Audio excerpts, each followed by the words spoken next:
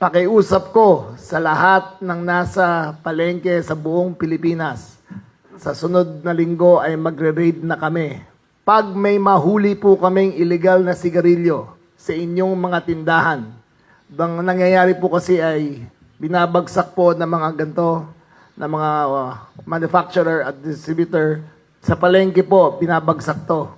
At yung mga tindahan, yung mga sari-sari store, nabili po sa palengke. Yung mga nasa tindahan, ayan, magang paloob ko dyan. Naghahanap buhay lang sila. Pero yung nasa palengke na distributor, kakasuhan namin kayo ng Anti-Agricultural Economic Sabotage Act.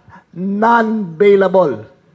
Iniulit ko sa lahat na nag-distribute ng illegal na sigarilyo sa mga palengke, ang kaso nyo ay magiging non-bailable. Ngayon pa lang, itago nyo na yan, itapon nyo na yan. Ako hindi, wala akong pakialam.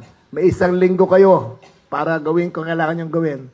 Pero pag mag-umpisa kami, hindi namin kayo titigilan. Mga may-ari ng warehouses, ng mga nagre-renta, anong profile nila in short, sir? Well, usually Chinese ang nag-ooperate. Usually mainland Chinese ang nag-ooperate ng mga makina. At saka makina niya lahat na galing mainland China. Pangalawa, ang tinitesting pa naman ng tobacco nila, pero mukhang iisa pinanggalingan sa Southeast Asia rin. Pangatlo, hindi mangyayari to kung wala silang protector. Hindi mangyayari. Imposible na mangyari to na wala silang protector. Sigurado ko na merong tao sa gobyerno na nasa taas lahat ito at hindi kami titigil hanggang makuha namin at matigil namin na lahat ng operations nila. Ngayon kasi hinahabol namin ito. 'Di ba? Yung mga manufacturing, ito yung immediate